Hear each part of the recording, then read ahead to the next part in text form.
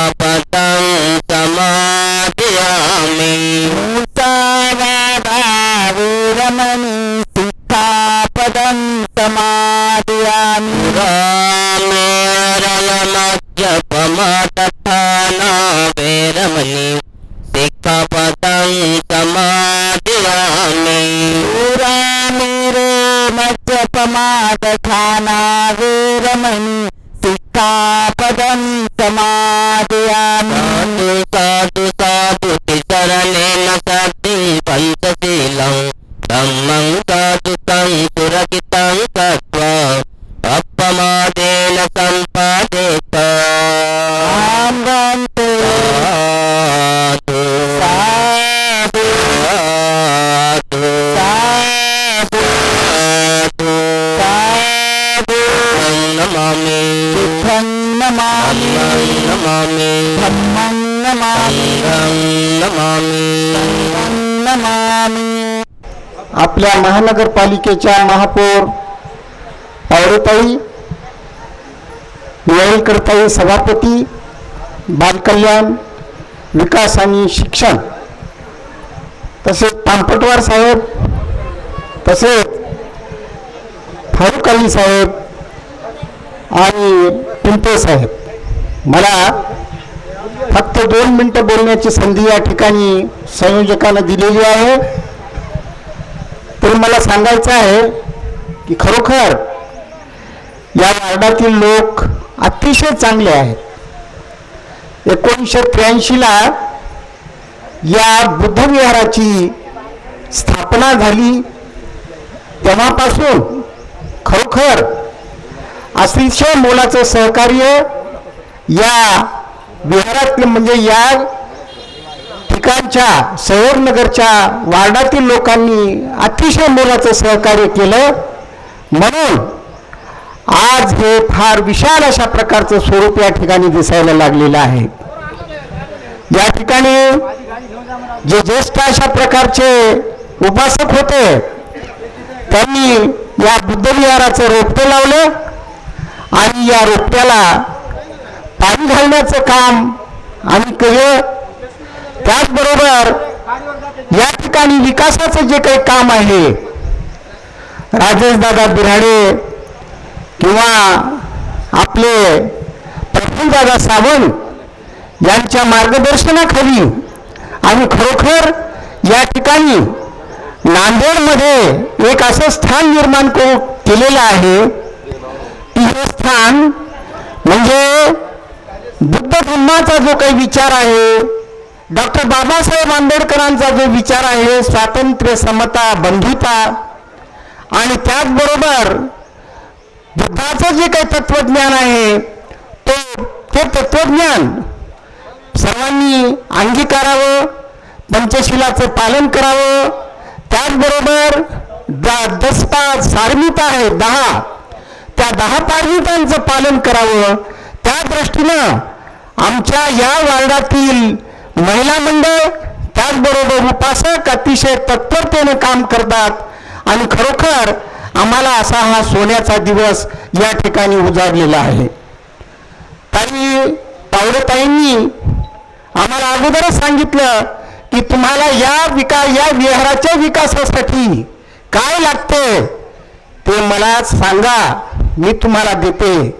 तसेच नेरळकर बाईंनी देखील सांगितलं की आम्ही या विहाराला काही कमी पडू देणार नाही. तसेच फारुक अली साहेब यांनी देखील सांगितलं की मैं कभी भी कम नहीं पडूंगा, असं फारुक अली साहेबांना देखील सांगितलं. पिंपळे साहेबांना देखील सांगितलं. आता पानपटवार साहेबांनी देखील आमच्या या विहाराला अतिशय भरघोस अशा प्रकारचा निधी दिल्यामुळं आमच्या या विहाराचा विकास झाला आणि या ठिकाणी डॉक्टर बाबासाहेब आंबेडकर, भगवान बुद्ध यांचा माणुसकीचा, मानवतेचा अशा प्रकारचा संदेश या ठिकाणाहून, या स्टेजवरून आम्ही सर्व या नांदेड जिल्ह्यातील लोकांना देतो. हे खरोखर आमचं भाग्य आहे. मी ताई, पावडेताई, नेरळकर ताई, तसे पानपटवार साहेब आणि फारुक अली साहेब, तसे पिंपळ साहेब यांचं मनापासून स्वागत करतो. संयोजकानं मला मर्यादा दिलेली आहे, त्यामुळं मी माझे 2 शब्द समाप्त करतो. जय भीम, जय भारत. त्यानंतर मी आदरणीय अपर्णाताई नेरळकर, सभापती, महिला, बालकल्याण व शिक्षण विभाग, नांदेड वाघाळा महानगरपालिका नांदेड यांना मी विनंती करतो की त्यांनी या ठिकाणी उद्घाटनपर या ठिकाणी आपलं मनोगत व्यक्त करावं. आंबेडकर बुद्धविहार सहयोग नगर आजच्या या लोकार्पण सोहळ्यासाठी आपल्या सगळ्यांमध्ये उपस्थित असणारे सगळे गुरु, या शहराच्या प्रथम नागरिक माझी मैत्रीण सो जयश्रीताई पावडे, तसेच माझे सहकारी नगरसेवक फारुक अली खान, महेंद्र पिंपळे, या सगळ्या विहाराचं ज्यांनी सुशोभीकरण काम केलेलं आहे असे गुत्तेदार श्री सुनीलजी ओझा, तसेच आमचे बिराडे सर, शिक्षण विभाग जे अगदी समर्थपणे माझ्या माघारीसुद्धा खूप पुढाकार घेऊन सांभाळतात, तसे आमचे मतदार श्री ढवळे सर, तसेच सगळ्या माझ्या मैत्रिणीच म्हणते मी, वयाने मोठ्या असल्या तरी सगळ्या सहयोग नगरवासी. ज्यावेळेस मला आठवतं या कामासाठी महिला आल्या होत्या 2 वर्षांपूर्वी, कोरोनाचा महाकाळ होता आणि त्या सगळ्या ह्या काळात ज्यावेळेस व्यक्ती बाहेर निघत नव्हत्या त्यावेळेस माझ्याकडे सूर्यवंशी काकू आणि त्यांच्या सगळ्या मैत्रिणी आल्या होत्या. मी त्यांना रागवले, म्हणलं तुम्हाला माझ्याकडे यायची काहीच गरज नाही आहे, कारण जे काही विहारासाठी लागेल ते आम्ही निश्चितपणेच देऊ आणि आम्ही जरी कुठे कमी पडलो तरी आमचे नेते माननीय अशोकरावजी चव्हाण हे तुमच्या सोबतच आमच्याही खूप खंबीरपणे पाठीशी असतात. त्यामुळे तुम्हाला माझ्याकडे यायची किंवा रिक्वेस्ट करायची काहीच गरज नाहीये. जिथे काही कमी तिथे आम्ही हेच या निमित्ताने सगळ्यांना विश्वास देते. माझी 2ची ट्रेन आहे. तुम्ही जसं आजच्या या चातुर्मासाची समाप्ती इथे करताय तसंच आमचं कैलासनगर महिला मंडळाची चातुर्मासाची समाप्ती आहे. आमची महिला महामंडळाची पिठापुरी ते सहल जाते. मी माझी 2ची ट्रेन असल्यामुळे मी आपल्या सगळ्यांमधून लवकर रजा घेते. बोलवलं आयोजकांनी, इथे आमचा सन्मान केला, सर्वांचे आभार मानते आणि निश्चितच तुम्हाला जे काही लागेल ते तुम्ही अगदी मनमोकळेपणाने आम्हाला सांगावं. आम्ही कधीही तुमच्यासाठी हजर राहू असा विश्वास देते. पकवाने सर सुद्धा मला इथे दिसत आहेत, त्यांचा नामोल्लेख करायचा राहून गेला, त्यांचाही आम्हाला खूप सहकार्य लागतं. सगळ्यांचे आभार मानते, थांबते. धन्यवाद. तरुण अधिकारी हे समाजाचा गौरव असतो, तेव्हा त्यांचं या ठिकाणी आपण हार्दिक स्वागत करूयात. दुग्ध शर्करा योगच म्हणावं लागेल, कारण आज वर्षावासाचं ते पूर्ण झाल्यानंतर ही खूप चांगली भेट तुम्हाला आज सगळ्यांना मिळाली. आणि तसंही सहयोग नगरमध्ये आल्यानंतर एक वेगळंच वातावरण असतं आणि ते प्रत्येक वेळी आपल्याला सगळ्यांना अनुभवायला मिळतं. मी मागेही म्हणाले होते की सर्व धर्म समभावाची जी शिकवण, शांततेचा संदेश ज्या गौतम बुद्धांनी दिला त्याचा खरा प्रत्यय हा सहयोग नगरमध्ये पाहायला मिळतो. आणि त्यानंतर आपल्याला डॉक्टर बाबासाहेब आंबेडकरांनी जे संविधानाचं संरक्षण करण्याची जी शपथ आपल्याला दिली त्या शपथेचं खरोखर आपल्या सगळ्यांच्या वतीनं त्याचा अवलंब अनुकरण आचरणात आणण्याची शपथ तुम्ही सगळ्यांनी या निमित्तानं दरवर्षी घेता असं मला वाटतं. इथे आपण पाहतोय की मागच्या बाजूला मुस्लिम लोक समाजांची वस्ती आहे, इकडे आमच्याच समाजाचे सगळे मराठा समाजाचे आहेत, तुम्ही सगळे शिवाय म्हणजे बौद्ध समाजाचे आणि कमी जास्तीला शीख समाजाला सगळ्या नेता म्हणून आज ज्यांनी स्वीकार केलाय ते बंडरीनाथ भोकारे, म्हणजे सगळ्याच समाजाचं प्रतिनिधित्व इथे आहे. आणि खऱ्या अर्थानं बौद्ध भिक्खू समाजाचं जे आपण इतके 4 महिने याच्यामध्ये वर्षावासामध्ये राहून जी सेवा करता, जो तुम्ही अभ्यास करता आणि समाजामध्ये आजपासून त्या अभ्यासाची खरी जनजागृती करण्याचं काम आजपासून तुम्ही सुरू करताय. आणि कुठेतरी आज जातीयता वाढीला लागली असताना तुमच्या माध्यमातून प्रत्येकाचा धर्म हा प्रेम असतोच. मला माझा हिंदू धर्माचे प्रेम आहे तर मी माझ्या घरात ठेवते, कारण प्रत्येकाने आपला धर्म आपल्या घरामध्ये ठेवायला पाहिजे. आणि बाबासाहेब आंबेडकरांनी जसं सांगितलं की तुम्ही बाहेर आला की फक्त भारतीय आहात आणि भारतीयच असलं पाहिजे, असं आचरण प्रत्येकाचं असलं पाहिजे आणि असा अभिमान प्रत्येक भारतीयाला असला पाहिजे. आणि जे शांतता समाजामध्ये आज महत्वाचं प्रस्थापित करण्याचं काम यामध्ये सगळ्यात मोठा सहभाग बौद्ध भिक्खू उपासकांचा आहे असं मला मनापासून वाटतं. कारण तुम्ही ज्या निस्पृह निस्वार्थ भावनेने लोकांपर्यंत पोहोचता, जी जनजागृती करता, शांततेसाठी समतेसाठी जो स्वतःचं त्यागाचं सगळं समर्पणाचं तुमचं जीवन आहे ते केवळ समाजासाठी आहे. आणि तुमच्या या आज वर्षावासाच्या निमित्तानं मी तुम्हा सगळ्यांना मनापासून शुभेच्छा देते आणि तुमच्याच मी नतमस्तक होते की समाजामध्ये जे तेढ निर्माण करणारे लोक आहेत, जातीयता पसरवणारे जे लोक आहेत, त्यांना तुम्ही तुमच्या उद्देशाने निश्चितच परावृत्त करा, त्यांना समज द्यावी अशी तुम्हाला विनंती करते आणि पुनश्च एकदा शुभेच्छा देऊन थांबते. जय हिंद, जय महाराष्ट्र. ती आहे मिश्र धर्माचे लोक आणि मिश्र वंशाचे देखील या ठिकाणी आहेत आणि त्यामुळे आपण सगळे एकत्र जर समजा या ठिकाणी राहिलो तरच एक मानवतावादी जीवन जगू शकतो, शांतता आणि म्हणजे सहकार्याचं जीवन या ठिकाणी जगू शकतो आणि खरोखर आपण या ठिकाणी संदेश दिलात त्याबद्दल धन्यवाद. त्यानंतर मी प्रवीणजी साले साहेब महानगर अध्यक्ष भाजप यांना विनंती करतो की त्यांनी देखील आम्हाला या ठिकाणी मार्गदर्शन करावं. सहयोगनगरमधील विकास कामाच्या लोकार्पण सोहळ्यासाठी उपस्थित पूज्य भिक्खू भंते पय्या रत्नजी, भंते शीलरत्नजी, सत्यपानजी व उपस्थित सर्व गुरुवर्य, दीपू संघाचे व माझे सर्व सहकारी व्यासपीठावर उपस्थित आदरणीय मिलिंदजी देशमुख, विजयराव गंभीरे, अनिल हजारी, सूर्यकांतजी, आशिष नेरलकर, फारुक अलीजी या भागातील नगरसेवक, संजय पांपटवारजी, महेंद्र पिंपळेजी, आत्ता नुकत्याच आपल्यासमोर मनोगत व्यक्त करून गेलेल्या महापौर जयश्रीताई पावडे, अपर्णा नेरलकर, या कार्यक्रमामध्ये माझे सहयोगी साहेबराव गायकवाड, आशिष आडकणे व सर्व उपस्थित उपासिका व उपासिक बंधू आणि भगिनींनो, मागच्या वेळेस देखील एका कार्यक्रमामध्ये येण्याचा योग मला या सहयोगनगरमध्ये आला आणि त्यानंतर आणि आत्ताच्या या वर्ष दीड वर्षाच्या काळामध्ये बरेचसे कामं इथं झालेले दिसून आले.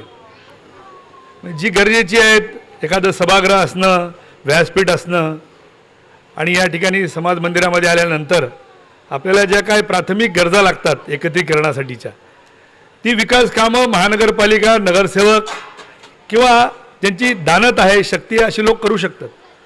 पण इथे येऊन नेमकं करायचं काय, तर विचाराचा आधार प्रदान आपण करू शकतो का? ज्या भंतेजींकडून आपण काही मार्गदर्शन घेतो त्या मार्गदर्शनाच्या नुसार अनुसरण आपण करू शकतो का आपल्या वागण्यामध्ये, असाही विचार केला पाहिजे. इथे आनंदाची बाब म्हणजे महिला संख्या खूप आहे, पुरुषही संख्या खूप आहे, पण मला असं वाटतं की थोडी युवकांची संख्या वाढली पाहिजे.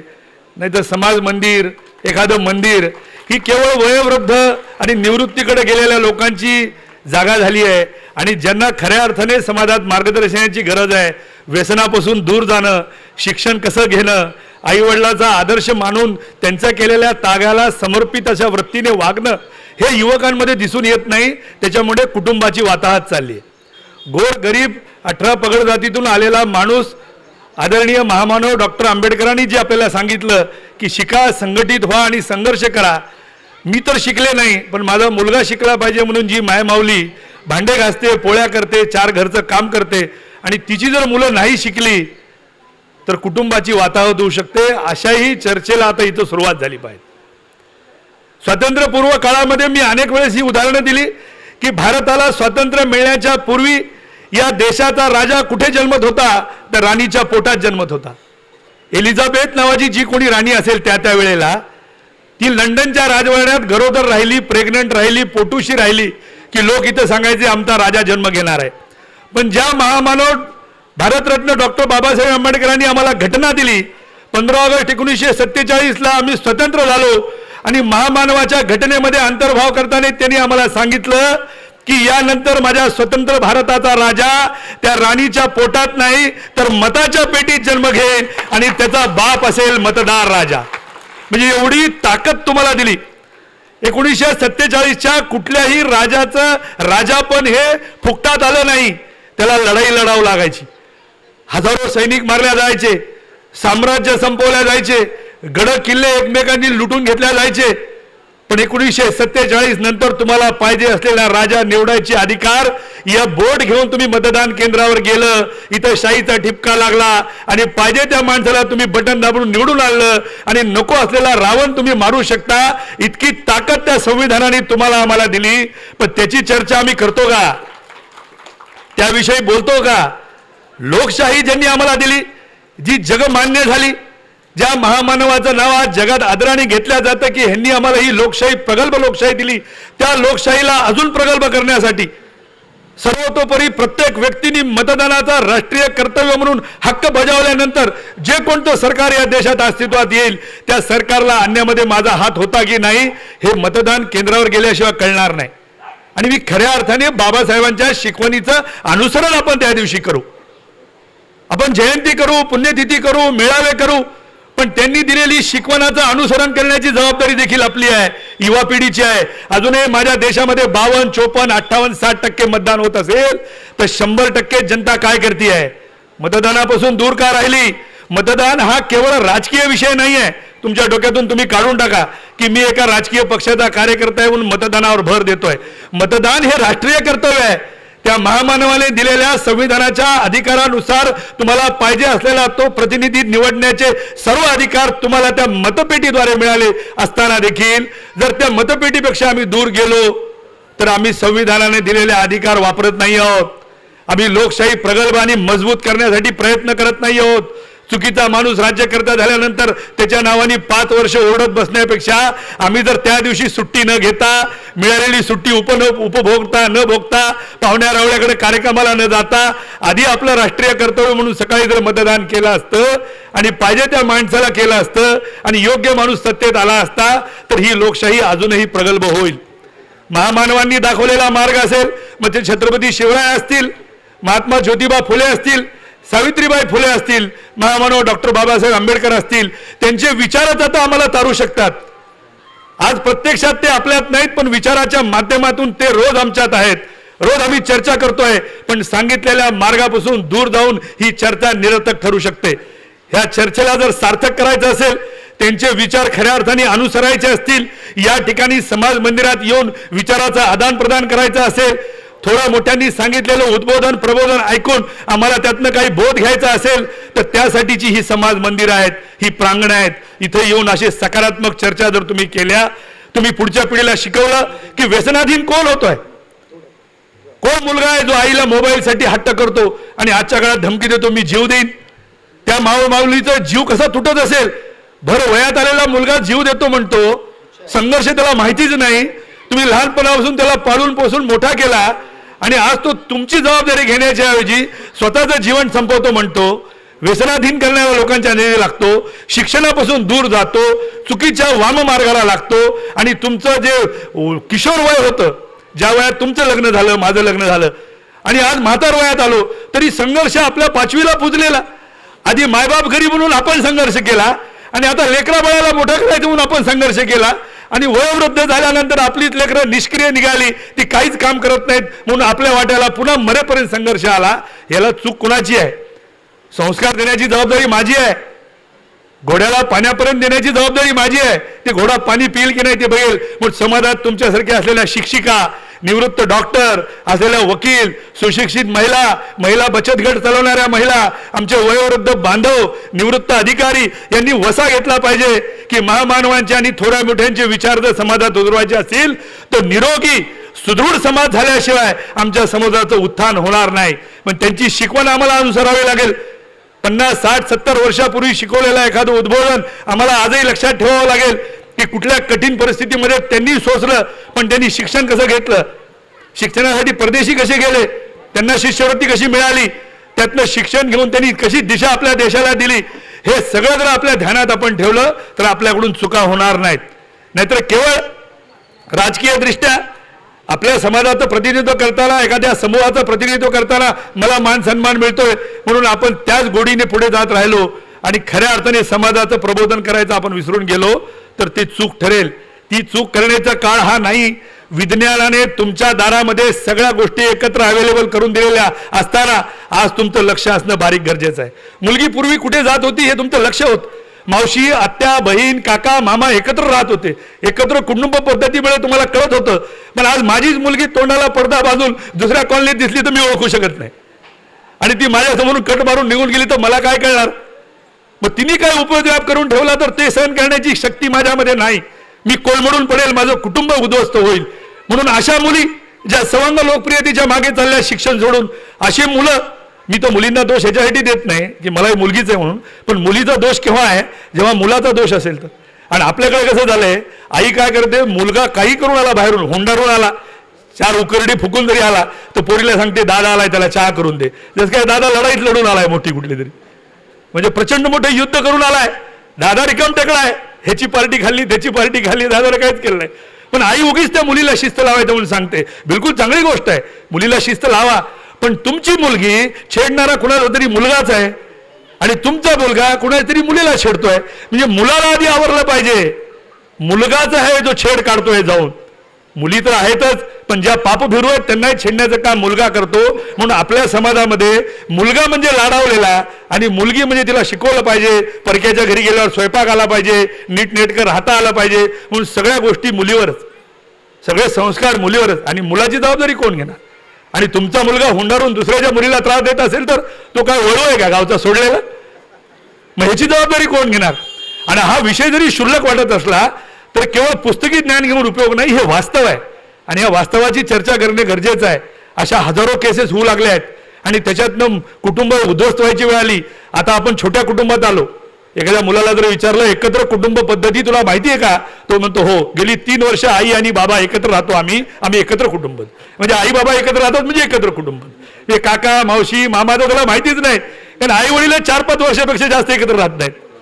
तिला तरी स्वाभिमान असतो, ह्याला स्वाभिमान असतो, दोघं विभक्त होतात. विभक्त कुटुंब पद्धतीमुळे फार मोठे संकट आपल्या समाजावर ओढावलेत. मग एकीकडे शिक्षण पाहिजे, एकीकडे आरोग्य चांगलं पाहिजे, एकीकडे संस्कार दिले पाहिजेत, मुलाला उच्च शिक्षित करून व्यवसायाला व्यापाराला नोकरीला लावलं पाहिजे, मुलगी संसारित झाली पाहिजे. अशा विविध आयामावर एकत्र एक मायमाऊली काम करत असते, तिची ओढाताण होते. आता तर वर्किंग वुमन आहात, कुणी शिक्षिका आहे, कुणी नर्स आहे, कुणी छोटं मोठं काम करते. 8-10 घंटे काम करून त्या बॉसच्या शिव्या खाऊन काही काम न करणाऱ्या नवऱ्यासाठी पुन्हा पदर खोचून घरी आल्यावर चहा टाकायला आणि चहा करून द्यायला तुम्ही तयार. इतका संघर्ष तुम्ही करता आणि नवऱ्याला कधी विचारत नाही की तू काय करून आलास. तो काहीच केलं नाही, त्याने 12 ठिकाणी चहाच पिलाय आणि 13वा चहा घरी बायको जास्त पिलाय. पण त्याला आले आले असं दाखवायचं असते की मला चहा करून देन, बायकोला वाटतं काय करून आलाय. ती माऊली 8 घंटे काम करते, जायला 1 घंटा शाळेमध्ये, कुणी इथून नाळेश्वरच्या शाळेत, कुणी इकडं राहटीच्या शाळेत, कुणी पिंपळगावच्या शाळेत, तर कुणी बाबुळगावच्या शाळेत. ती बिचारी ऑटोने जाणार, 8 घंटे नोकरी करून पुन्हा येणार, आल्या आल्या पदर कमरेला खोचून 2 भाकऱ्या टाकणार आणि नवऱ्याने लेकराला खाल्लं की गोड बघून त्याच्या चेहऱ्याकडे बघून समाधानी होणार. ही बाई ही दैवाने मिळालेली देणगी आहे आम्हाला. ती आईच्या रूपात असेल, बहिणीच्या रूपात असेल, ती आमच्या कुटुंबाच्या प्रमुखाच्या रूपात असेल, तिची अवहेलना केल्या जाते. त्याच्यामुळे आता तुम्ही हातात घ्या सूत्र. आता मातृसत्ताक पद्धतीसारखे तुम्ही सूत्र हातात घ्या आणि सांगा त्या मुलाला त्या मुलीला की आता माझं चालेल आणि कर्तृत्वाचा आलेख कुणाचा मोठा बघून तो कर्तृत्व करा. आणि हरियाणा, उत्तर भारत, हिमाचल भागामध्ये महाभारतामध्ये अशी आख्यायिका आहे की 125 कोटी सैन्य त्या कुरुक्षेत्रावर मारल्या गेलं आणि नियम असा होता की लहान मुलं, वृद्ध माणसं आणि महिलांना मारायचं नाही. तेव्हा सगळे जवान मारल्या गेले आणि उरलं कोण समाजात, तर लहान मुलं आणि महिलाच. मग तिकडे हळूहळू मातृसत्ताक पद्धत सुरू झाली. तुम्ही जर 7 सिस्टरमध्ये नागालँड, आसाम त्या भागात गेला असाल तर तिथं प्रमुख कोण आहे कुटुंबाची, तर महिला आहे. म्हणून ती कुटुंबाचा उद्धार झाला. मातृसत्ताक पद्धती तिथे आली. आता काही कमी अधिक प्रकारे आपल्यालाही तेच करावं लागणार आहे. मातृसत्ताक पद्धतीमुळे तुम्हाला सूत्र हाती घ्यावे लागतील.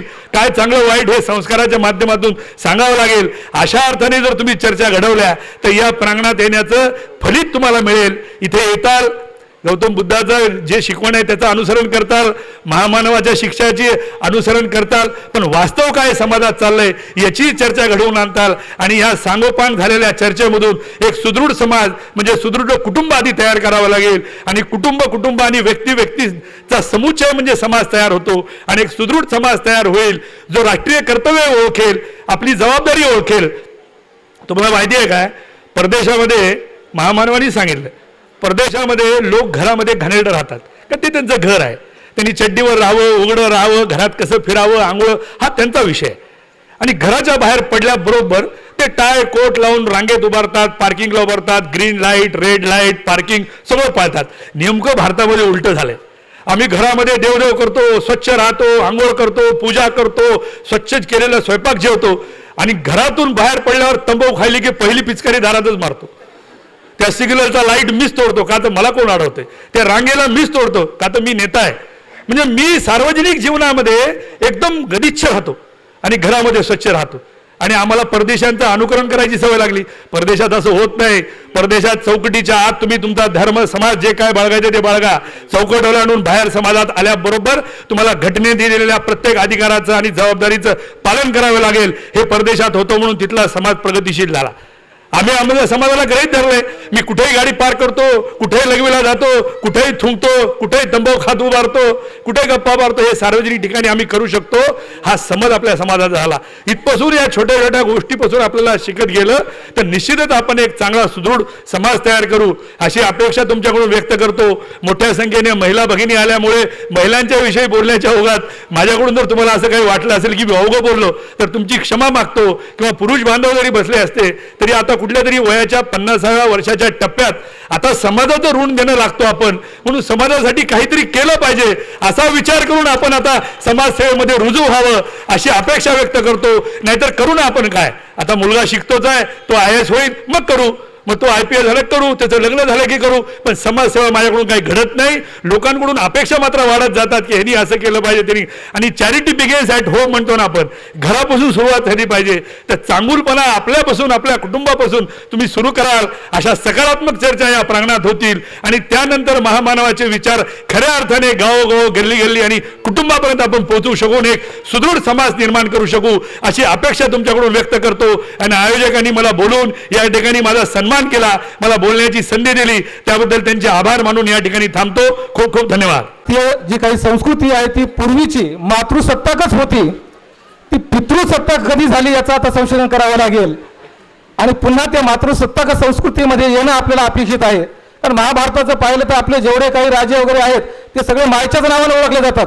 बापाचं नाव कधी कुणाचं लावलं जात नाही. ही मातृसत्ता कुटुंब पद्धती जी आहे ती खऱ्या अर्थानं आपला गौरव आहे आणि ती येणं अपेक्षित आहे. निश्चितपणानं आपण या भगवान बुद्ध आणि त्यांचा धम्म या ग्रंथ वाचनाच्या समारोप आणि वर्षावास समारोपाच्या कार्यक्रमामध्ये येऊन आम्हाला मार्गदर्शन केलं त्याबद्दल आम्ही तुमचं खूप खूप धन्यवाद. त्यानंतर या विकास कामासाठी जसा फारुख अली साहेबांनी आणि सर्व नगरसेवक मान्यवरांनी आम्हाला या ठिकाणी भरपूर अशा स्वरूपाचा निधी दिला.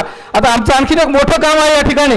जे विहार आहे आमचं ते जवळपास 40 वर्षापासून या ठिकाणी कार्यरत आहे. परंतु आज ते विहार जे आहे ते गळा लागलेलं आहे. त्याचा जीर्णोद्धार करावा की नवनिर्माण करावं हा आमचा समोरचा प्रश्न आहे. आणि ते आपल्या माध्यमातून सर्वांच्याच माध्यमातून होणं हे आमच्यासाठी अपेक्षित आहे. तेव्हा मी अधिकचं या ठिकाणी न बोलता मी माननीय फारुख अली साहेब यांना देखील विनंती करतो की त्यांनी देखील आपलं मनोगत या ठिकाणी व्यक्त करून आम्हाला मार्गदर्शन करावं. मैं इस जलसे में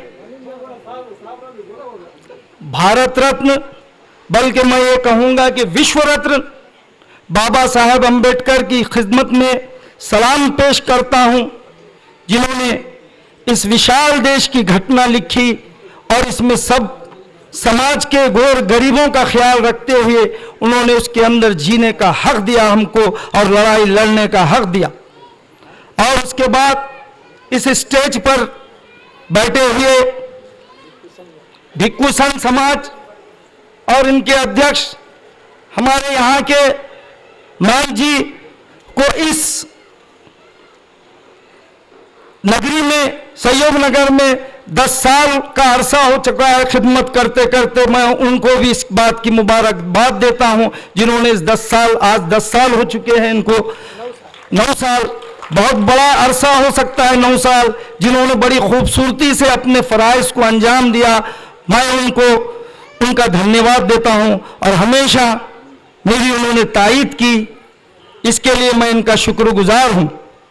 इस स्टेज पर बैठे हुए अभी हमारे महापौर नांदेड़ नगरी के गए जयश्री ताई जी, नांदेड़ नगरी के बीजेपी के शहर अध्यक्ष परवीन साले जी,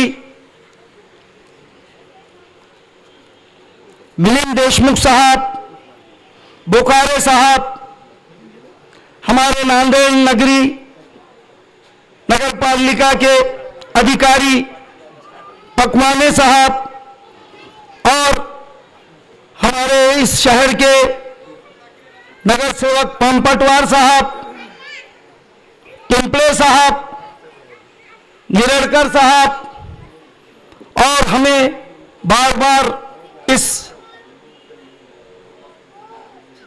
एरिया की खिदमत के लिए अपने मसाइल को पेश करते हैं। कोकरे सर जी, बिरारे सर जी और इस स्टेज पर बैठे हुए तमाम लोग, अभी हमारे कोकरे साहब ने हम आने से पहले उन्होंने कहा कि मैं एक तास भर फारूक भाई का यहां पर जो काम किए उसका ब्यौरा पेश कर रहा था, लेकिन यह भी सच है कोकरे साहब, मैं इस महल्ले की मेरी बहनें माओं को धन्यवाद देता हूं। जब मैं यहां नगर सेवक बना, हमारे सूर्यवंशी मैडम के क़ियादत में मेरे घर पर बार बार चक्कर लगाते थे कि ये बुद्ध विहार का काम शुरू किया जाए। मेरे घर में भी बहुत बार बोलते थे कि भाई वहां के औरतें आ रही है जी, जरा वहां का क्या काम है, जरा कर दीजिए। तो मेरे को बड़ी शर्मिंदगी महसूस होती थी कि बार बार मैं आश्वासन देने के बाद भी इनकी उम्मीदों पर पूरा नहीं उतर रहा था। लेकिन सब में पहले मैं बजट भास्कर राव पाटिल खतगांवकर का 10 साल पहले मैंने यहाँ के लोगों को लेकर जाकर वहाँ की निधि लाया और मेरी 20-25 लाख निधि से ये जो इमारत खड़ी है सभागृह, ये तामीर की गई। इसका श्रेय मैं सिर्फ मेरी महिलाओं बहनों को देता हूं जिन्होंने मुझे पीछे लगकर ये काम किया। मैं उनका धन्यवाद व्यक्त करता हूं कि मेरे को इस काम के लिए उन्होंने हमेशा बोला और मैंने वो काम किया, और ऊपर वाले की मेहरबानी से मैं यहाँ पर जो लोगों के दिलों में हूँ आज कि मैं ये काम करने की वजह से हूं।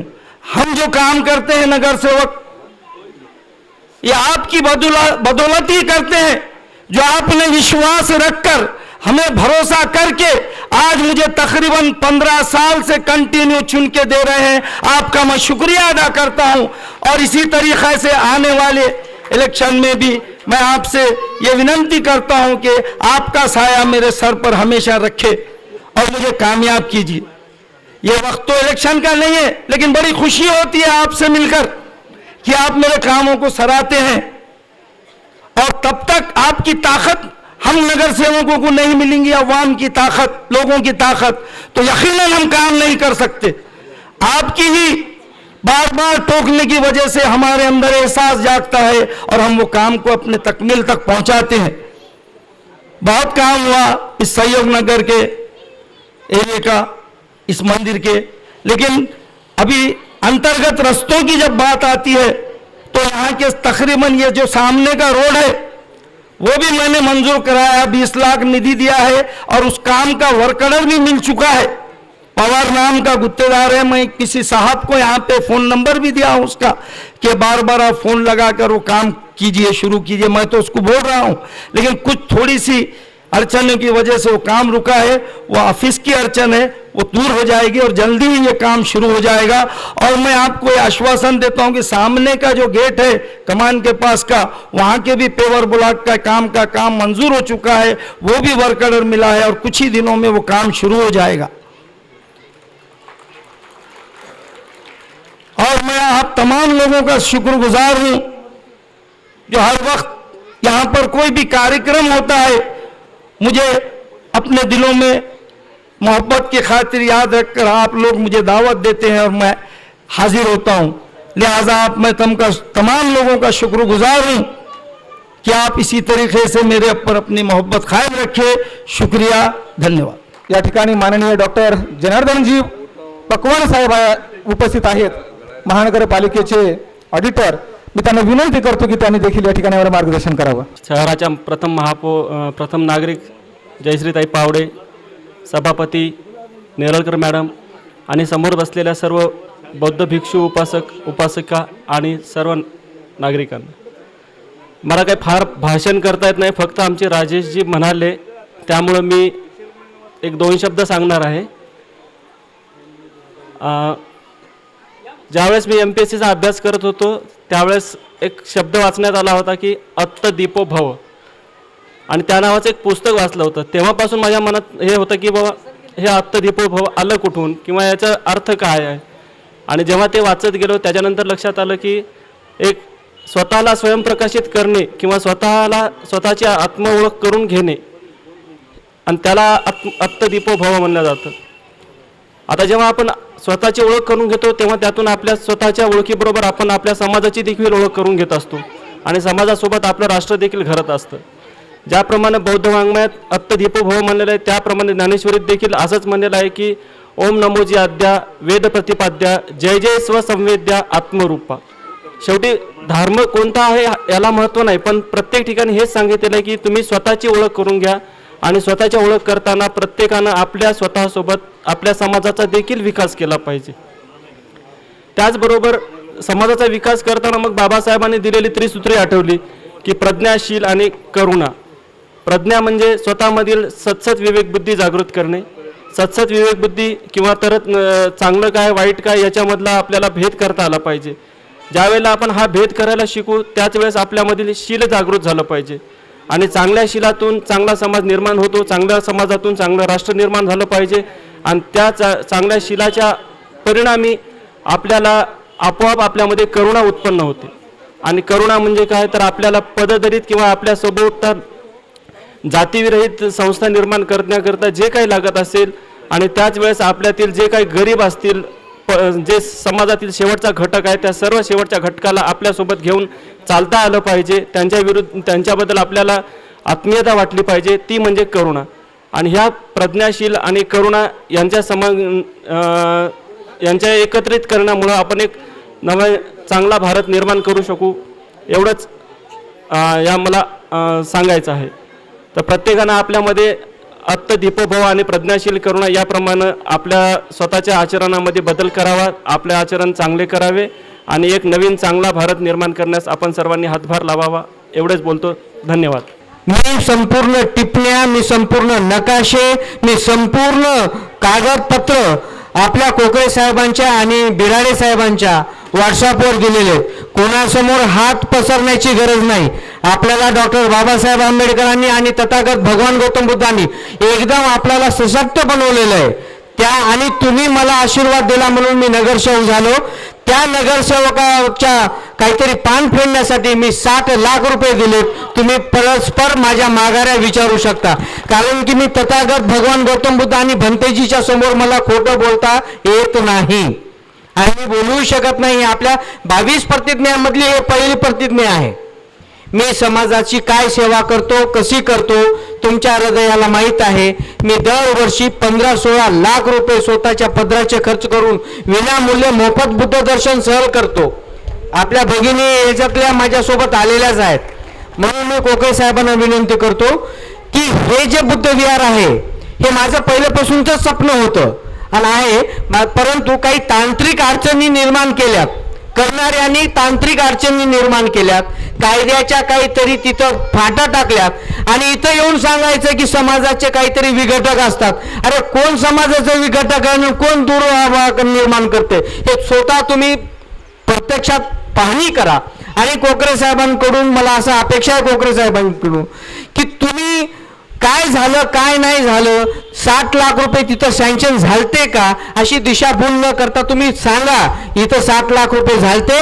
महेंद्र हिरामन पिंपळेंनी 60 लाख रुपये दिलते. आज तुमच्या समोर 10 लाख रुपयाचं 5 लाखाचं कंपाऊंड, 5 लाख रुपयाचं पेवर्स आणि नेरळकर मॅडमने इथं 15 ते 16 लाख रुपये खर्च केलेत. पांपटवार साहेबांनी इथं 15 लाख रुपये दिलेत. फारुकबाईने इथं भरपूर निधी दिली. रिबिन कापायला काही होत नाही, मात्र द्यावं लागते आणि रिबिनला हात लावावं लागते मानानं. असे येतात जातात, तसातला काहीच प्रकार नाही.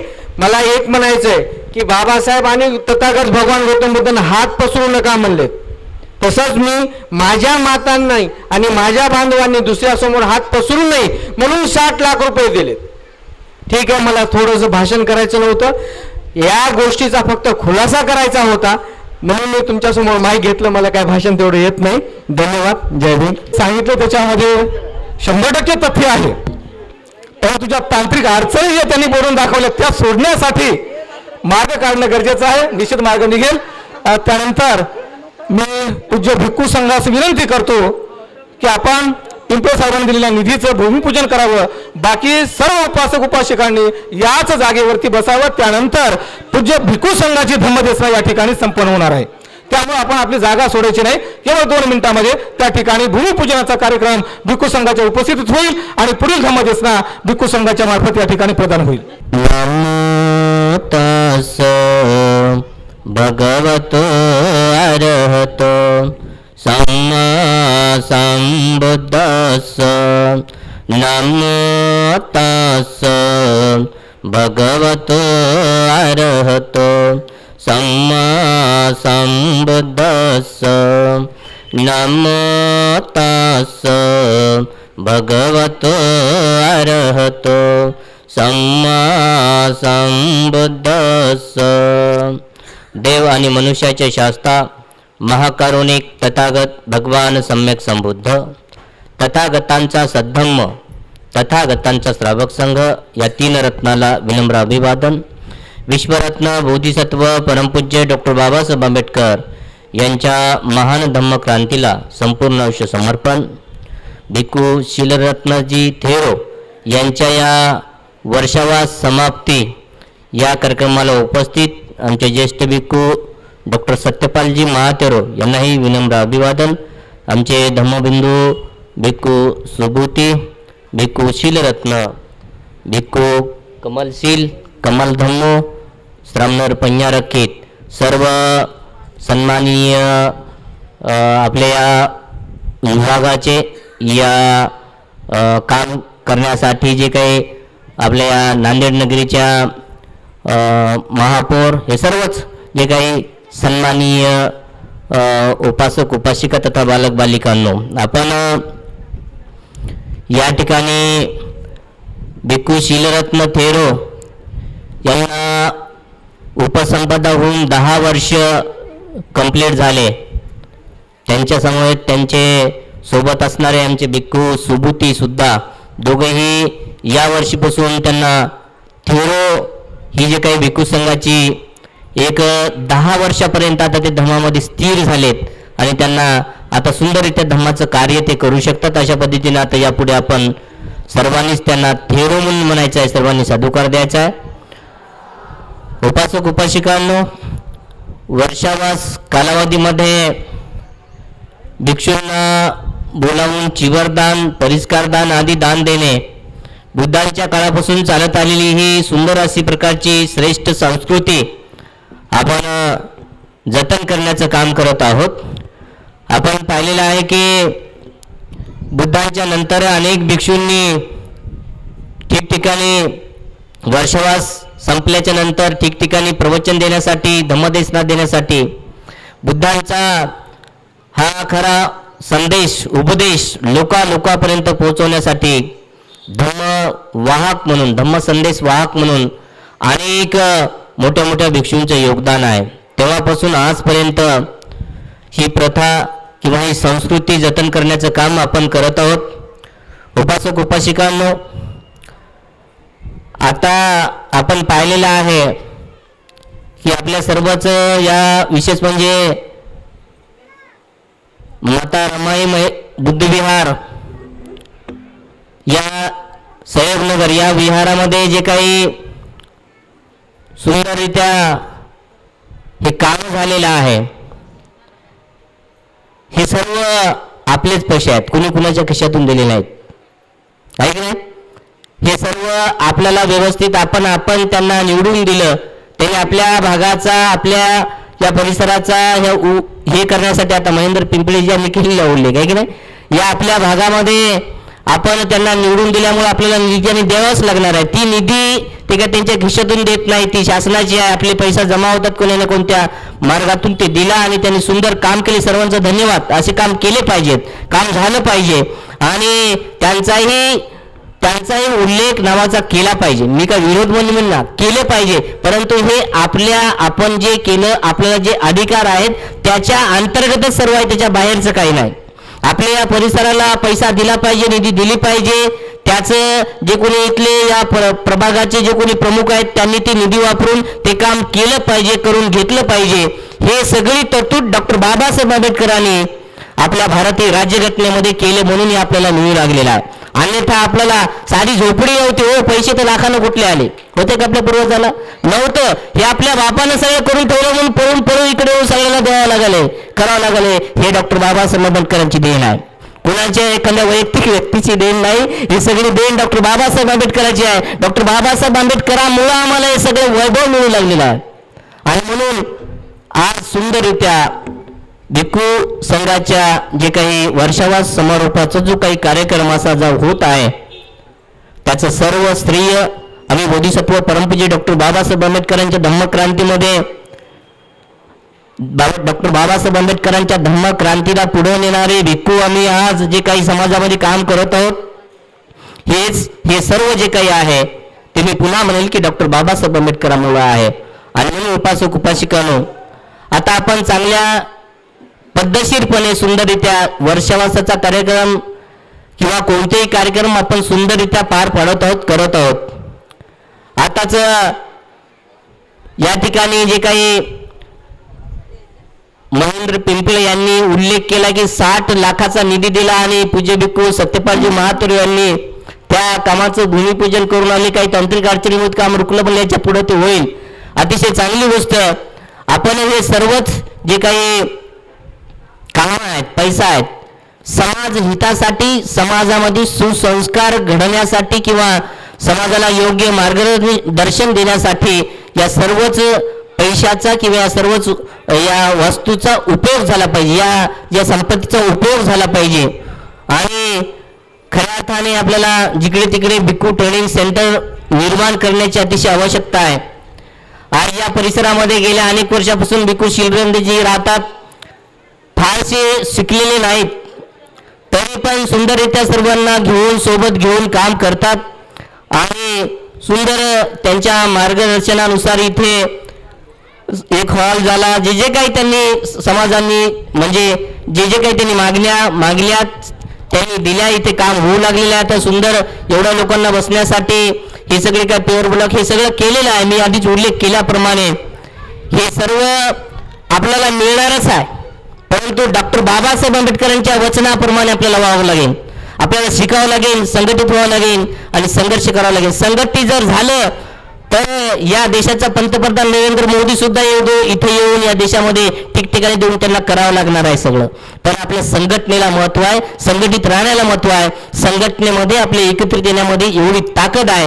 म्हणून डॉक्टर बाबासाहेब आंबेडकरांनी वेळोवेळी सांगितलं, बुद्धांच्या धम्माप्रमाणे सांगितलेलं आहे, तपो समगानन सुखो. भगवान बुद्ध म्हणतात, एकत्र येऊन जेव्हा आपण काही धम्म आचरण करण्याचा, धर्म पालन करण्याचा तप करू, ते अनेकांच्या हितासाठी, मंगलासाठी, सुखासाठी ती गोष्ट ठरत असते. बुद्धांची शिकवणूक डॉक्टर बाबासाहेब आंबेडकरांनी पुढे आपल्याला दिलेली आहे आणि आपण त्या शिकवणुकीचं पालन करा आहे. आपण हे सर्व जे काही करत आहे ते वैयक्तिक लाभासाठी कुणा नाही, वैयक्तिक लाभ याच्यात कुणाचाच नाही. सार्वजनिक लाभामध्ये जर आपण जे काही तन मन धनाने जे काही कार्य करू त्याच्यामध्ये खूप मोठा आनंद असतो. सार्वजनिक लाभ, सर्वांना त्याचा लाभ मिळाला पाहिजे, सर्वांना त्याचा आनंद मिळाला पाहिजे, सर्वांना त्याचं सुख मिळालं पाहिजे, या हेतूने आपलं सर्वच कामं झाले पाहिजेत. उपासक उपासिकांनो, आपण सर्वजण भिक्खू शीलरत्नजी थेरो यांच्या या वर्षावास समाप्ती आणि ग्रंथ समारोप आणि या सर्वच कामाचा एकूण लोकार्पण सोहळा हे सर्वच कार्यक्रम एकत्रित आयोजन केले आणि सुंदररित्या आपण सर्वच उपासक उपासिकांनी त्यामध्ये जमेल त्या पद्धतीने योगदान दिलेलं आहे. सर्वांना तसं या परिसरातील उपासक उपासिकांनी जेवण्याची, भोजनदान देण्याची तयारी केलेली आहे. सर्व जेवढे येतील तेवढ्यांना. तेव्हा पाऊस येण्याच्या अगोदर आपल्याला जेवणही करता आलं पाहिजे, आहे की नाही? पाऊस येण्याच्या अगोदर जेवणही आपले झाले पाहिजे. पुढे हे कार्यक्रम जे आहे भिक्खू शीलरत्नजी थेरो यांच्या वर्षावास समाप्तीसाठी, त्यांना कठीणची वरदान म्हणून देण्यासाठी, खरं सांगायचं म्हणजे कठीणची वरदान हा कार्यक्रम असतो वर्षावास समाप्तीच्या नंतर. ते आता हळूहळू खूप सोपा होऊ लागलेला आहे. मी सांगत होतो, खूप सोपा होऊ लागलेला आहे. कठीण नुसतं म्हणायला आहे, परंतु खूप सोपा होऊ लागलेला आहे. आता एवढं सोपं होऊ लागलेलं आहे, एका मिनिटात कठीण चिवरदानाचा कार्यक्रम होऊ लागला. कोणीतरी चिवरदान कुठून तरी पटकन पाठवायला त्याच्या एका मिनिटात बनते. तुमच्याच बसले चिवर घ्या ना, कितीला आहे, 4-5-6 हजार काय आहे ते तुमच्याच बसले चिवर घ्या आणि तुम्हीच द्या. एका मिनिटात ते गुगल पेने पैसे पाठवले, झालं कठीण चिवरदान. म्हणजे एका मिनिटात कठीण चिवरदानाचे कार्यक्रम होऊ लागलेले आहेत. पैसे तसे येऊ लागले आहेत. तशा पद्धतीनं कठीण चिवरदान बुद्धांच्या काळापासून चालू होत होतं. त्यानंतर भिक्खूने कठीण चिवरदान चालवलं. म्हणजे आपण पाहिले की आता विशेष मी उल्लेख करतो, भिक्खू विनय बोधी प्रिय महाथेरो यांच्या कठीण चिवरदानाचा कार्यक्रम त्यांनी महिला मंडळ आणि बऱ्याचशा महिला मंडळ इथं आहेत, त्यांनी शिवलं रात्री चिवर शिवून ते चिवर रात्रभर त्याची मिरवणूक करून ते तिकडं धुळे आहे आता ते शिवायला होत्या तिथे मी पाहिलं त्यांना. म्हणजे शिवून ते रात्रभर मिरवणूक करून ते आता फार कमी झालं, दुर्मिळ झालं. ते होणं अपेक्षित आहे ठिकठिकाणी, ते केलं पाहिजे. त्यासाठी आपण महिला मंडळांनी उपासक उपासिकांनी तसे प्रयत्न केले पाहिजे. आपण चिवर शिवणारे उपासक उपासिका तयार झाले पाहिजे. कठीण चिवरदान मग चिवर शिवू लागले तर त्यांना ते कठीण चिवरदान सुद्धा शिवता येईल आणि ते महान पुण्य संपादित करता येईल. बाकीचे कपडे शिवणारे बरेच आहेत, परंतु कठीण चिवरदान शिवण्यासाठी सुद्धा उपासक उपासिकांनी पुढे आलं पाहिजे, ते काम केलं पाहिजे. आणि उपासक उपासिकांनो, मी अधिक बोलणार नाही. पुढेही अजून काही कार्यक्रम आहेत. अजून एक पुन्हा कार्यक्रम आहे. भिक्खू डॉक्टर सत्यपालजी महाथेरो आपल्याला खूप सुंदरसा उपदेश देणार आहेत. भिक्खू शीलरत्नजी थेरो यांच्या या वर्षावास समाप्तीच्या निमित्ताने आमचे गुरुवारी पूज्यवंत डॉक्टर उपगुप्तजी महाथेरो प्रमुख म्हणून या ठिकाणी उपस्थित राहणार होते. आता शीलरत्नबंदीचे उल्लेख केल्याप्रमाणे त्यांचं मध्येच एक छोटंसं पित्ताशयाच्या खड्याचं ऑपरेशन झालं आणि ते सध्या लातूरला आहेत पण येऊ शकले नाही. तेव्हा उपासक उपासिकांनो, पूज्य भिक्खू सत्यपालजी महाथेरो त्यांची जागा भरून काढतील आणि तुम्हाला उपदेश दीर्घ काळपर्यंत देत राहतील. मी माझी 2 शब्द या ठिकाणी थांबवतो. सर्वांचं मंगल हो, सर्वांचं मंगल हो, सर्वांचं मंगल हो. तसं या ठिकाणी बनतेंची क्षमा मागून एक आमचे माननीय प्रकाशरावजी येवले साहेब उपायुक्त या ठिकाणी, माजी उपायुक्त या ठिकाणी आलेले आहेत. त्यांचा या ठिकाणी सन्मान करू इच्छितो. मी नारायणरावजी ढेपे सरांना विनंती करतो की त्यांनी त्यांचा या ठिकाणी सन्मान करावा, त्यांना भोजनाची व्यवस्था करावी अशी त्यांना विनंती आहे. कडून घेतो हे दान पारमित आहे. दान दिल्यामुळे जेवढा कार्यक्रम करता आला, एवढं दान दिल्यामुळेच आपण या ठिकाणी शांत बसू शकलो. हे दान दिल्यामुळेच टीव्हीचे लाडबुद्धा टीव्हीचे नागपूरहून इथे आलेले आहेत प्रतिनिधी, जिल्ह्याचे प्रतिनिधी लाडबुद्धाचे आलेले आहेत. हे तुम्ही सारं काही भारतामध्ये पूर्ण दिसणार आहे, बरोबर आहे, पुऱ्या भारतामध्ये दिसणार आहे तुम्ही. त्याच्यासाठी मी तुम्हाला वेळोवेळी म्हणू लागलो की शांत बसा, बोलताना चांगलं बोला, हसताना चांगलं हसा, नीट बसा. तुम्हाला एकटे इथं काही दिसणार नाही. तुम्हाला उद्या तुम्हाला वाटेल की मी बरोबर नाही बसलो, उद्या पश्चातापाची पाळी येते. सारा देश पाहणार आहे तुम्हाला. आम्ही तुमच्या दानावरच केलेलं आहे सगळं. वाढणारे परिवार या ठिकाणी आलेला आहे. उत्तमराव पळसगावकर यांनी देखील तेलाचं दान दिलेलं आहे. एवढं दान दिलं त्या दानदात्याचे या ठिकाणी खरंच आपलं आभार मानावं लागेल, मंगलकामना द्यावी लागेल. दान हे दान आहे. याच्या आधी सूर्यवंशीबाईने 50,000चं दान दिलं. सुराबाई कांबळेबाईनं या भोजनासाठी दान दिलं, अनेक दान दिलं. सुभद्राबाई यांनी देखील दान, एक तांदूळाचा कट्टा आणि एक तेलाचा कट्टा आणि 2 बुद्धविहाराचा समय दिला. आपल्याला बसण्यासाठी कुचन दिले. बरेच वेरे नवेराणी सनम तुधं कुदाचनं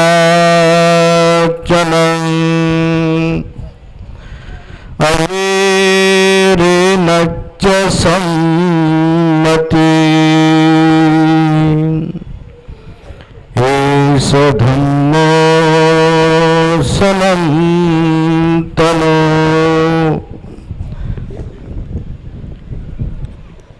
संपूर्ण जगाला ज्यांनी सुखशांती शांती मानवतेचा संदेश दिला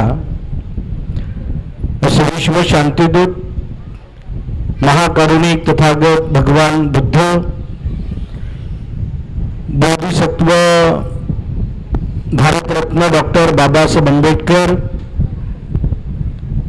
आजच्या या मंगलमेदिनी माता रमाई आंबेडकर बुद्ध विहारामध्ये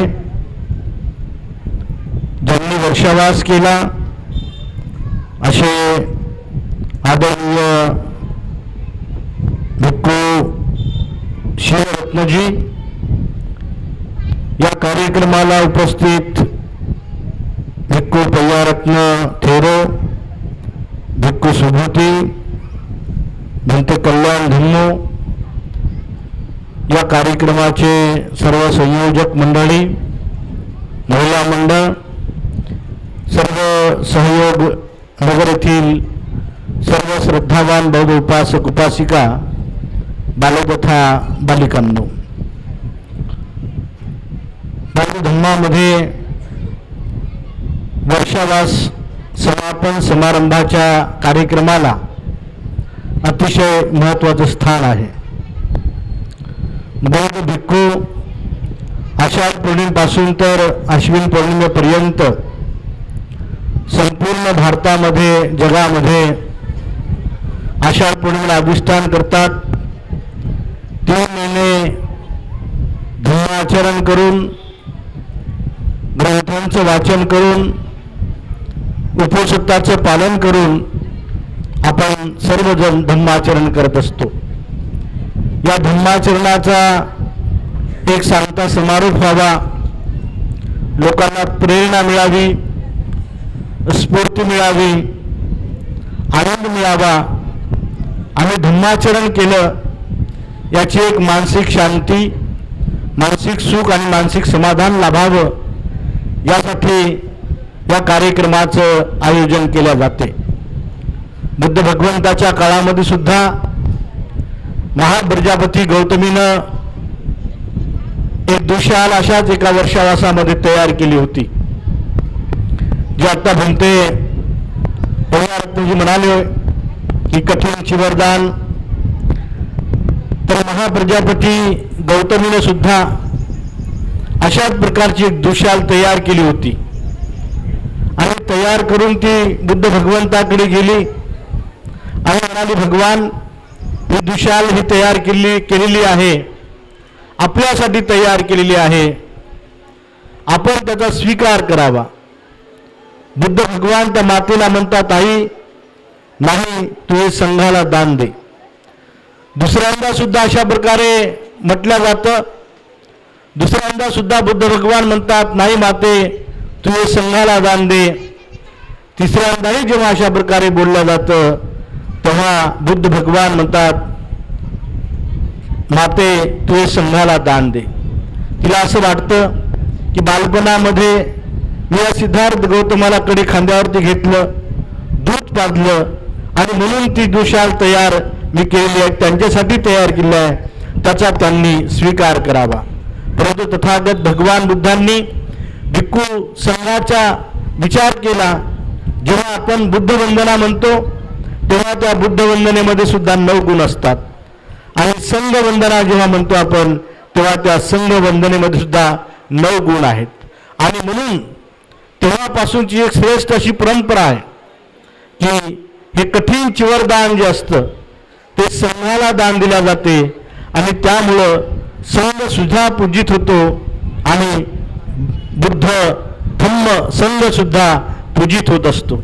आणि तेव्हापासूनची एक श्रेष्ठ अशी एक परंपरा आहे आणि म्हणून ही परंपरा श्रेष्ठ अशी परंपरा आपण जतन करत, आपण बुद्ध धम्माचं आचरण करत आपल्या जीवनामध्ये हे श्रेष्ठ असं आचरण करत असतो. नाहीतर बुद्ध भगवंताच्या काळामध्ये बौद्ध भिक्खू लोक मशानामध्ये जे काही कपडे असायचे पडलेले, उकिरावर जे काही पडलेले कपडे असायचे ते एकत्रित करायचे आणि एकत्रित करून त्याला शिवून त्याचं चिवर बनवायचे आणि ते परिधान करायचे. माता विशाखेनं संघामध्ये जे 8 भिक्खू संघाला जे 8 वर मागितलेत आणि डॉक्टर जीवकाने जीवकाने सुद्धा तथागतांना विनंती केली की भगवान उपासकाने दिलेलं वस्त्र चीवर परिधान करण्याची किंवा चीवर दान देण्याची अनुमती आम्हाला द्यावी. डॉक्टर जीवकाने ही अनुमती मागितली. तेव्हापासून अनेक बौद्ध उपासक उपासिका जे आपण चिवरदान देतो ते माता विशाखा डॉक्टर जीवकाची देण आहे. आणि म्हणून आपण हा जो संस्कार, हा जो दानमय सोहळा आपण या ठिकाणी आयोजित करतो ते या पद्धतीचा आपण आपल्या जीवनामध्ये अंगीकार करत असतो. मी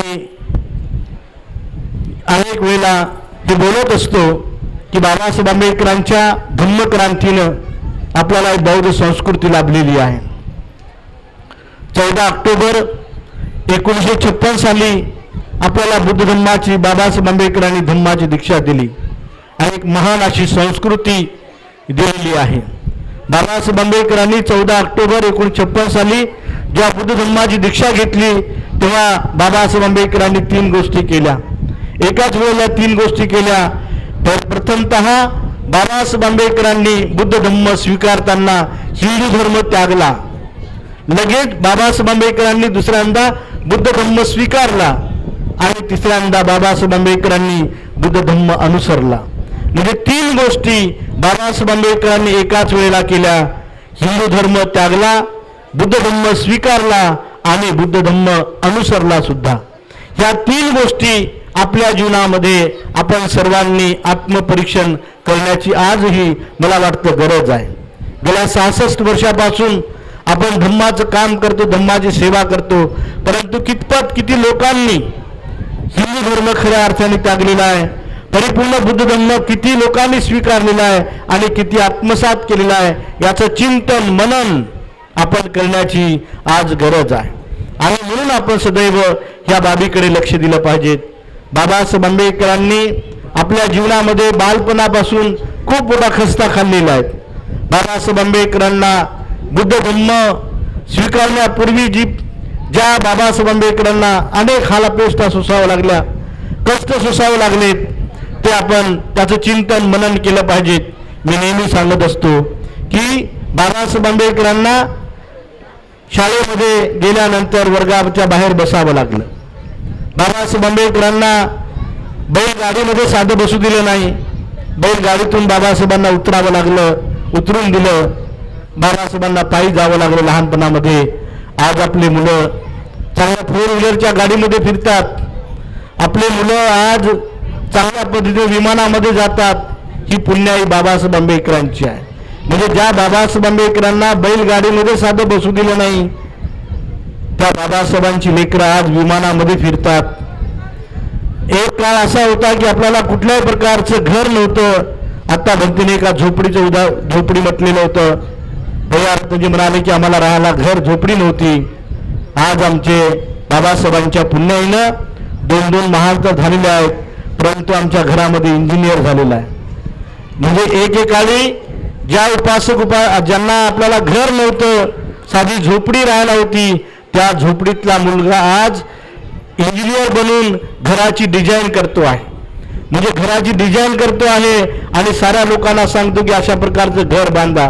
म्हणजे ज्या समाजाला एकेकाळी राहायला घर नव्हतं त्या घरातला मुलगा आज इंजिनियर झालेला आहे आणि डिझाईन करतो आहे आणि अशा पद्धतीचं घर बांधा म्हणतो आहे. ही सारी बाबासाहेब आंबेडकरांची पुण्याई आहे. आणि म्हणून आपण पाहतो माता रमाईचा उल्लेख इथे केला. माता रमाईच्या नावानं हे महिला मंडळ बुद्ध विहार आहे. ज्या माता रमाईचे 3 मुलं बाळं मृत्यू पडले. केवळ डॉक्टरनी दवा औषध दिली नाही. दवा औषधीसाठी, गोळ्यासाठी, इंजेक्शनसाठी बाबासाहेब आंबेडकरांकडे पैसे नव्हते. केवळ राजरत्न जो मुलगा गेला तो केवळ पैशाच्या अभावी गेलेला आहे. आणि आज आपण पाहतो की डॉक्टरांनी सुद्धा त्या काळामध्ये बाबासाहेब आंबेडकरांच्या लेकराला वाचवण्यासाठी पैसे मागितले, परंतु तपासलं नाही.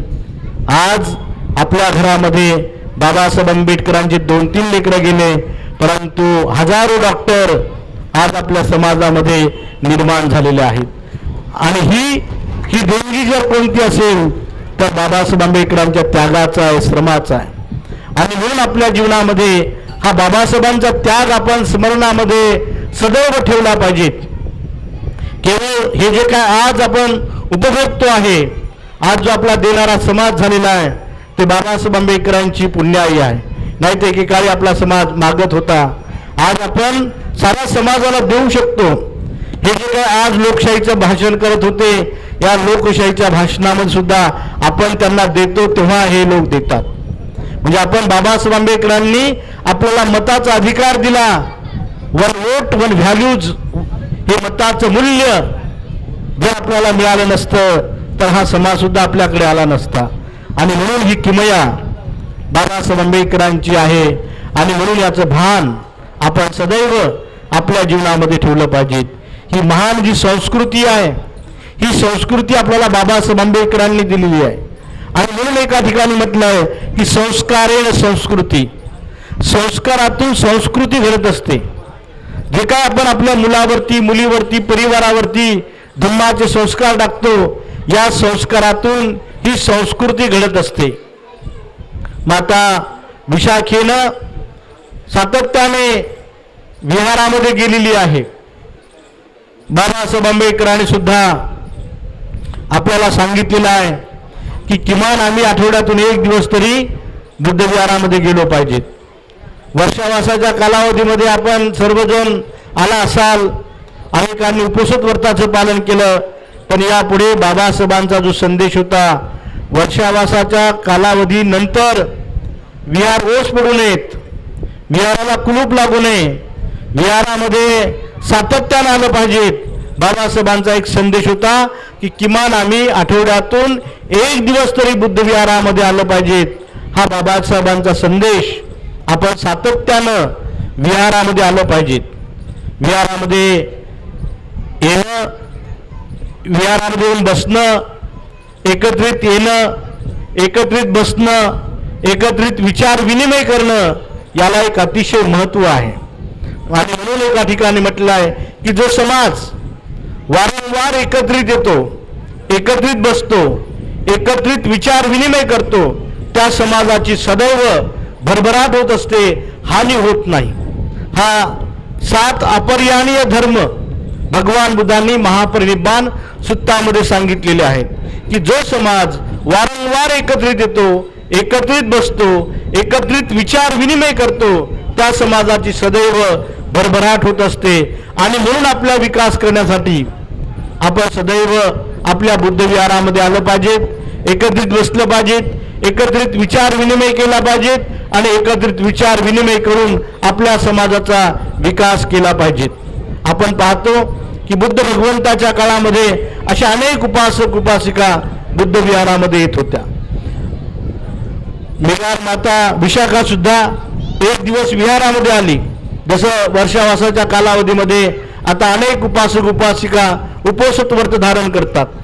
विशाखा सुद्धा विहारामध्ये आली आणि विशाखा विहारामध्ये आल्यानंतर बुद्ध भगवान विशाखेला म्हणाले की विशाखा तू कशी काय आलीस? तर तेव्हा ती विशाखा सांगते, भगवान मी उपोषित व्रत धारण करून आलेली आहे. बुद्ध भगवंतांनी तिला सांगितलं की विशाखा, उपोषित 3 प्रकारचे असतात. एक गोपाल उपोषित व्रत असते, एक निग्रंथ उपोषित व्रत असते आणि एक आर्य उपोषित व्रत असते. गोपाल उपोषित व्रत याला म्हटलं जातं की जे हिंदू लोक एक लोहाच्या पोटी खाण्याच्या लालसेनं उपास धरतात आणि उपास धरून लोहापोटी उपासाच्या नावानं मला हे खायला मिळतं, ते खायला मिळेल, असं जे लोभमूलक चित्त आहे, या लोभमूलक चित्ताला उपवास म्हटलेला आहे आणि त्याला साहित्यामध्ये गोपाल उपोषित व्रत म्हटलेला आहे. निग्रंथ उपोषित व्रत जैन लोक पालन करतात. जैन लोक उकड बसणं, केश ओपन करणं आणि सूर्य मावळण्याच्या पूर्वी भोजन ग्रहण करणं, याला गोपाल उपोषित निग्रंथ उपोषित व्रत म्हटलेलं आहे. आणि आर्य उपोषित व्रत ज्याला म्हटलेलं आहे की आर्य उपोषित व्रताचं आपण पालन केलं पाहिजे. नाहीतर बरेच लोक हिंदू धर्माच्या पद्धतीनं पौर्णिमा आजही धरतात. काही लोक असं विचार करतात की आज मी पौर्णिमा धरलेली आहे आणि हिंदू धर्म ज्या पद्धतीनं सकाळपासून सायंकाळपर्यंत उपाशी राहतात आणि संध्याकाळी जेवण करतात,